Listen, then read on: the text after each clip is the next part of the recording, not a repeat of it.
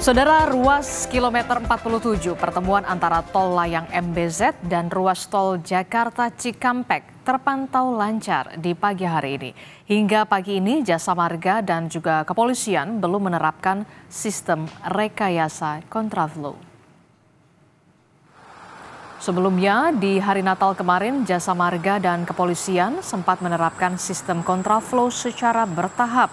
Fase pertama dari kilometer 55 sampai kilometer 65 dimulai pada pukul 8 pagi, dilanjutkan fase kedua dari kilometer 47 sampai kilometer 65 menuju gerbang tol Cikampek Utama. Kontraflow berakhir sekitar pukul 1 siang kemarin.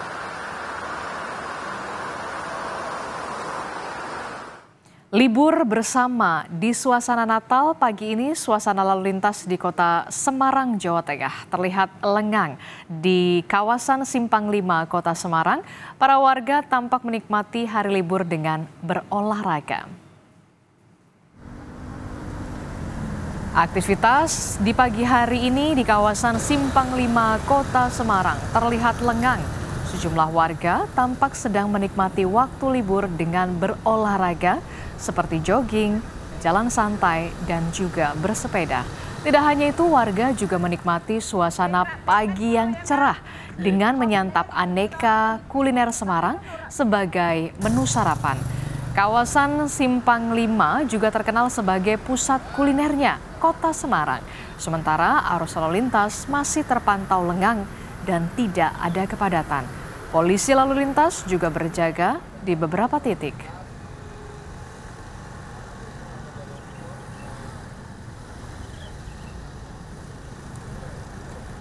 Dan untuk memantau situasi terkini libur Natal dan Tahun Baru, kita sapa jurnalis Kompas TV. Sudah ada Benediktus Aditya di Tol Layang MBZ dan juga jurnalis Kompas TV Gina Wirana di Simpang 5 Semarang, Jawa Tengah.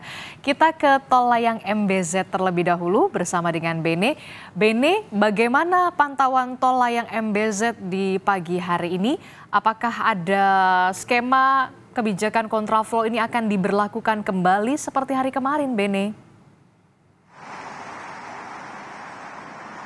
Ya, selamat pagi Disti dan juga saudara. Memang berdasarkan informasi yang kami terima, ini kontraflow memang sebenarnya diagendakan pada pagi hari ini gitu, tanggal 26, tepatnya pada pukul 6 pagi. Namun hingga sampai pagi hari ini memang pihak Jasa Marga dan juga kepolisian belum menerapkan sistem kontraflow seperti di tanggal 25 kemarin, karena memang seperti yang Anda bisa lihat di belakang saya, ini merupakan ruas tol Layang MBZ dan juga ruas tol Jakarta Cikampek di KM 47, di mana ini arus kendaraan masih terpantau ramai lancar, di mana didominasi oleh kendaraan-kendaraan pribadi, kendaraan-kendaraan kecil, diikuti oleh beberapa kendaraan angkutan barang, juga angkutan transportasi antar kota, antar provinsi.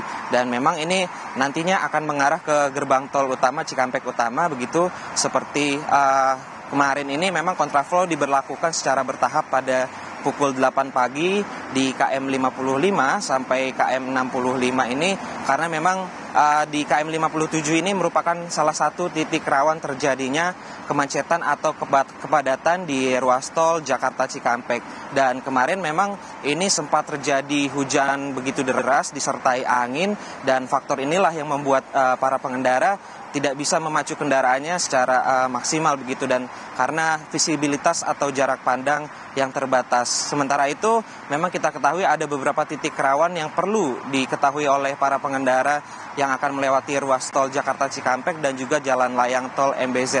Pertama ini ada di kilometer 25 yang merupakan ini pertemuan antara ruas tol yang dari arah dalam kota begitu dan dari arah luar Jakarta.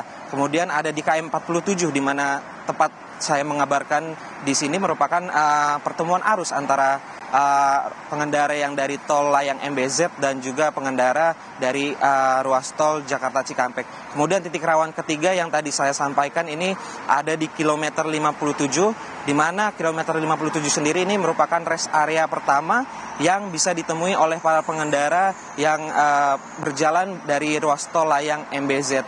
Dan kita ketahui memang diprediksikan hingga nanti tanggal tanggal 5 Januari ini akan ada 110 juta pergerakan masyarakat yang melakukan liburan dan juga mudik Natal dan juga Tahun Baru. Sementara untuk data peningkatan di ruas tol layang MBZ sendiri, kami kemarin menerima informasi bahwa ada peningkatan jika dibandingkan dengan hari-hari normal, di mana ini peningkatannya sebesar 47% atau sekitar 40.000 kendaraan jika memang dibandingkan dengan hari-hari normal. Begitu, Disti. Tadi sudah dijelaskan oleh Beni soal sejumlah titik rawan kemacetan di sepanjang tol Jakarta Cikampek. Bene, terkait dengan libur Natal yang sudah dilakukan oleh para wisatawan, kemudian libur Tahun Baru, kapan prediksinya akan ada peningkatan kendaraan? Puncak prediksi libur Tahun Baru di tanggal berapa biasanya? Ya, Disti, memang kita ketahui meskipun ini liburan Natal sudah berlangsung begitu 25 Desember kemarin, dan puncak arus mudik untuk Natal sendiri memang sudah diprediksikan pada 24 dan 25 Desember kemarin.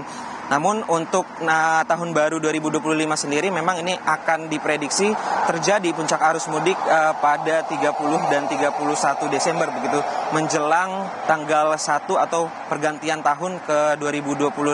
Sementara untuk arus baliknya sendiri ini diperkirakan dari pihak Jasa Marga dan juga kepolisian akan ada di tanggal 1 dan 2 Januari 2025, dan memang berdasarkan data atau informasi yang kami terima, untuk arus baliknya ini diperkirakan akan terjadi kenaikan jika dibandingkan dengan arus mudiknya, karena memang kita ketahui arus mudiknya sendiri terbagi begitu ya, Disti, di tanggal 24-25, kemudian puncak arus mudik kedua ini ada di tanggal 30 dan 31, dan perlu pengendara ketahui bahwa di lokasi tempat saya mengabarkan atau di Jalan Tol Layang MBZ memang cuacanya setiap hari ini berubah-ubah begitu, di mana kemarin ini sempat terjadi hujan angin yang cukup kencang, dan ini menyulitkan para pengendara karena tentunya visibilitas dan jarak pandang pengendara ini berkurang, sehingga berpotensi untuk mengurangi laju kecepatan para pengendara, dan hal ini harus difokuskan oleh para pengendara terkait dengan kondisi fisik kendaraan dan juga kondisi fisik para pengendara sendiri begitu, dan harus diperhatikan kesehatan para pengendara begitu, Disti.